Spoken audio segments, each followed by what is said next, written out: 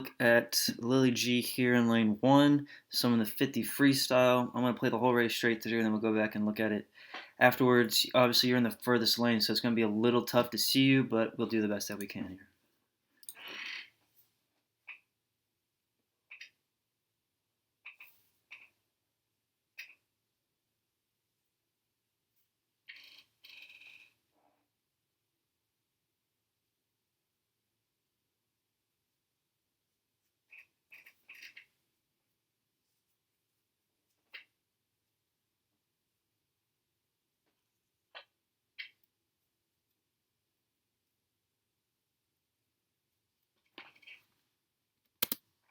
Okay, so solid swim or 30 point, about a second and a half, I think, off of our best time there.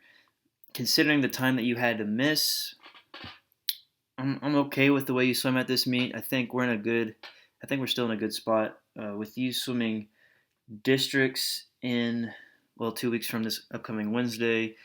I'm confident in your abilities to be able to make it to region, so I'm not too concerned about your preparation for districts. And this basically gives us a month, maybe more or less, depending on the day you watch this, whatever. But to prepare for that meet, and for me, that's really your focal point, and then hoping to make it on to state. And so I think we have enough time that despite the time you missed, we are able to still prepare and do well there at the championship season. And this gives us an opportunity to win practice racing, as me did, and then also take a look at your technique swimming at a high intensity. All right, so here we are taking a look at the start.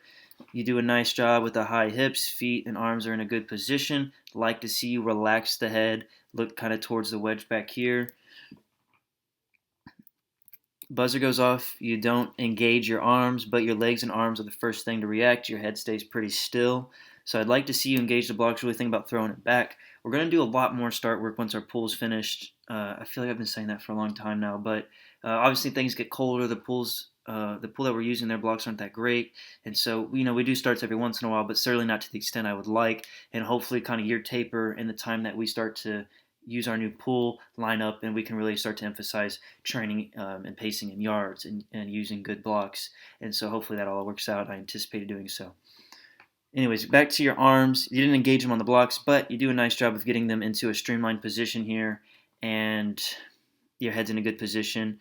Your legs are slowly coming together, and then they kind of hit in line, but your body enters at sort of a steep angle. I don't know if you felt like you went deep here, but I think you can afford to kind of flatten out just a hair. I'm not saying a belly flop, but flatten out just a hair so we're pointing more towards the flags at this point instead of straight towards the bottom, because here you go just a little steep.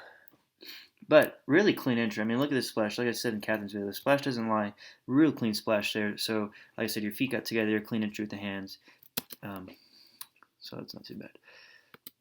Now, big thing with you is going to be your feel for water with the arms, and a lot of that starts with how you're entering the water with your arms. We'll try to take a look at it here, but it's going to be tough because you're so far away. Hopefully on the return it's a little better of an angle. So, okay, here we go. Oh, jeez. We'll let him get on this side of you. Okay. So notice here you're exiting the water, and then right here you're fully extended with the arm, but the elbow's hitting first and your hand is still up.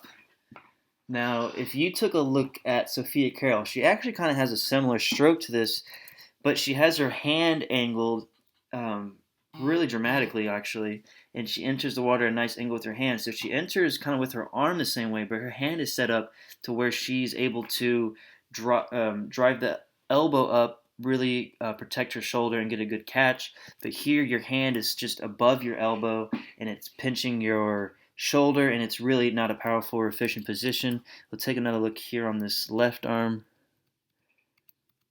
Yeah, same thing. And it's really hard to see, but like your elbow here is coming in the water, and your hand is still awkwardly way above it.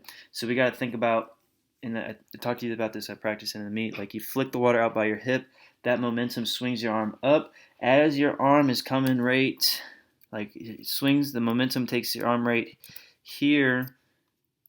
That's when you got to start bending your elbow and driving it towards the water so that your fingertips, middle index and thumb hit first right there as opposed to your elbow.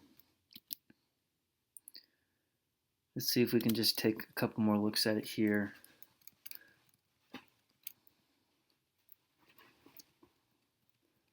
Yeah, so it's flat, and again, it's hard to see. I apologize, but we'll get a better look at it.